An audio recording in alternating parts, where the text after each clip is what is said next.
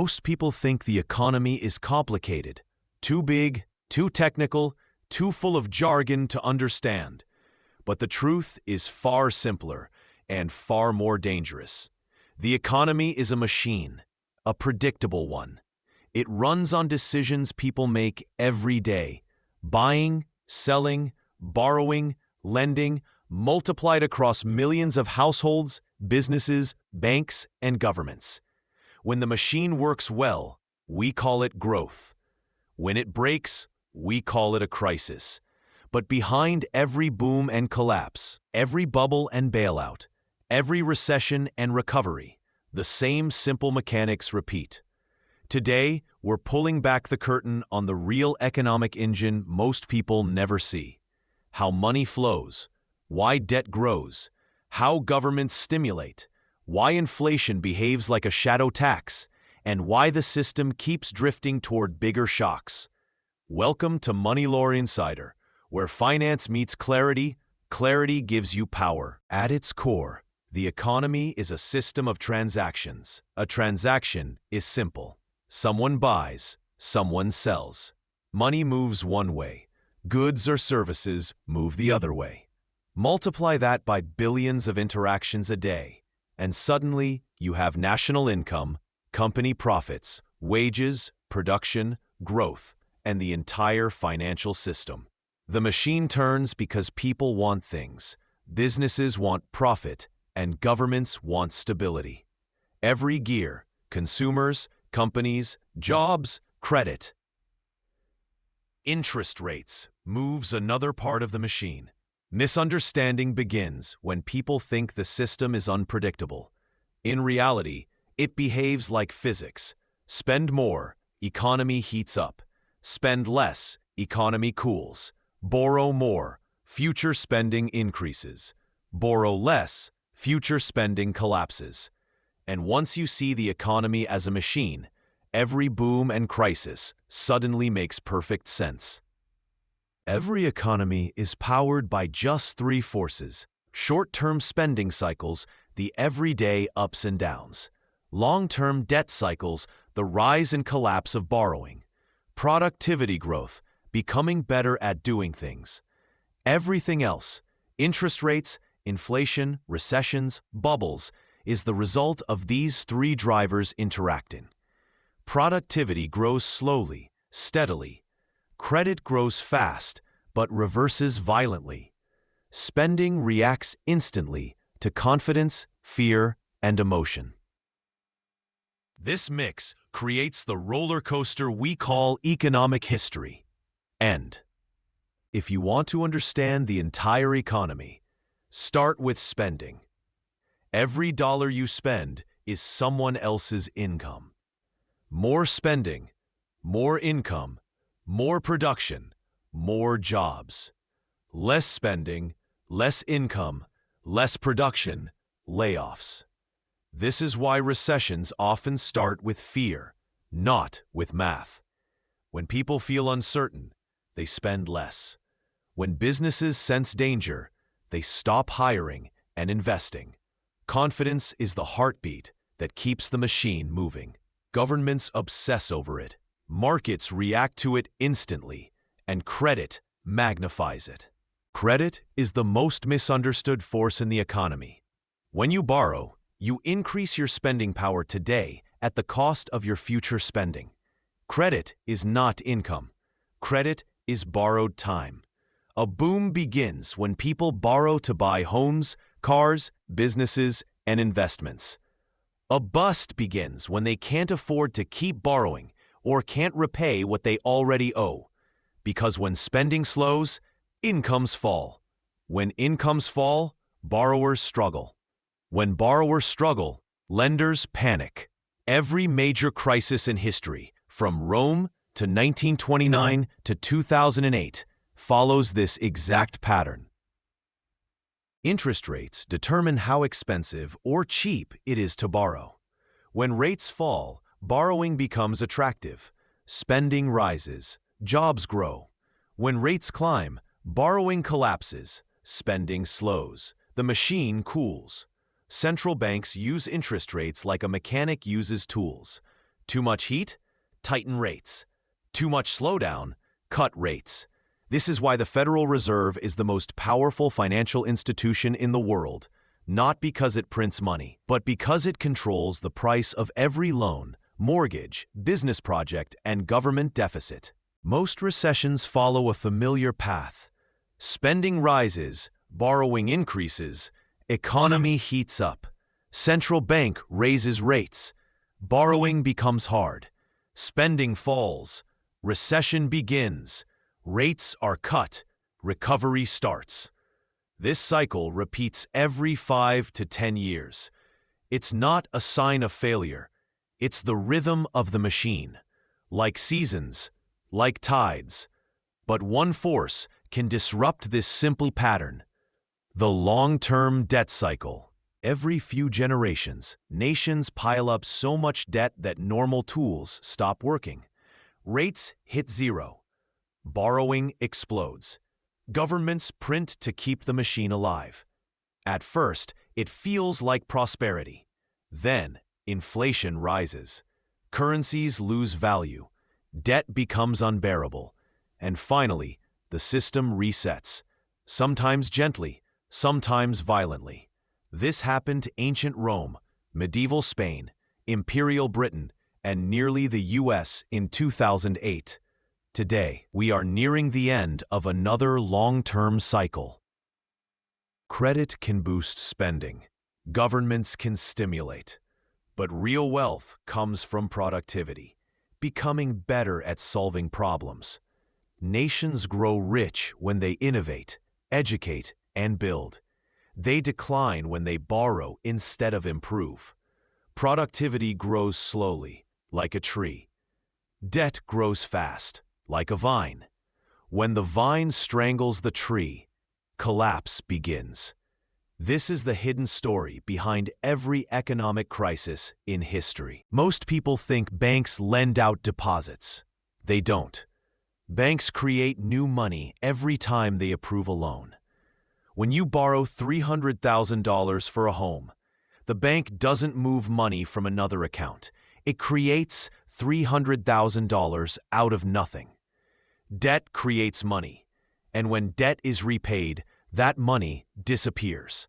This makes banks the engine of money supply and the source of financial fragility. Too much creation, bubbles. Too much destruction, recessions. The economy lives between these extremes. Governments rarely live within their means. When tax revenue isn't enough to fund spending, they borrow. When borrowing isn't enough, they print.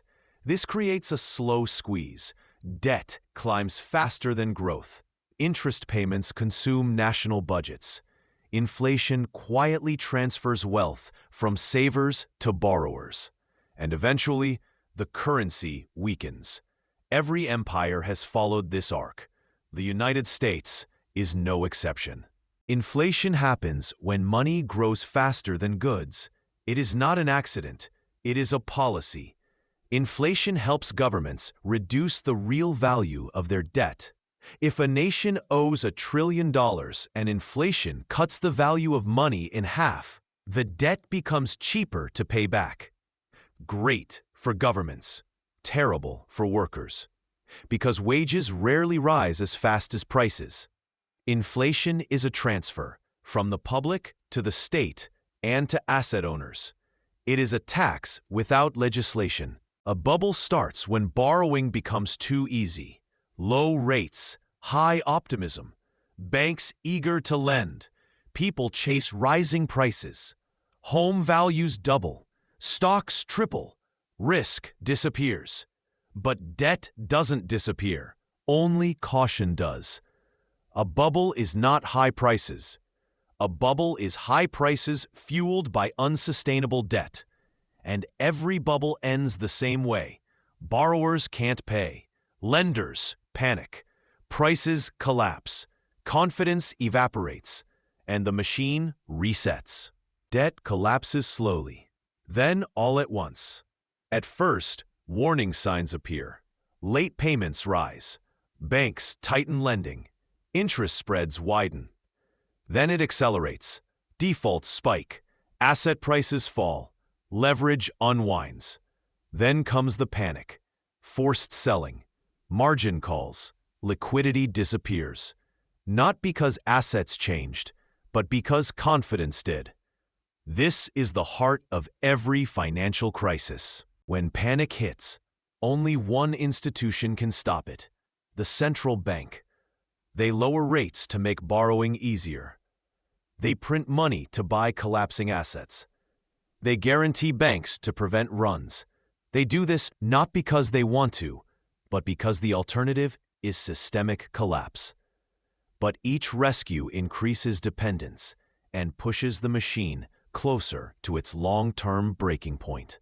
When central banks want to stimulate the economy, they don't print bills. They create reserves, digital money, and inject it into the financial system. This pushes yields lower, boosts asset prices, and encourages risk-taking. QE is powerful, but addictive. It lifts markets, but widens inequality. It stabilizes crises, but inflates future bubbles. It is the oxygen of a system increasingly unable to breathe on its own. When central banks stimulate markets, asset prices rise first: stocks, real estate, bonds. But wages rise slowly, if at all. This creates a gap. Those who own assets rise with the tide. Those who rely on salaries sink.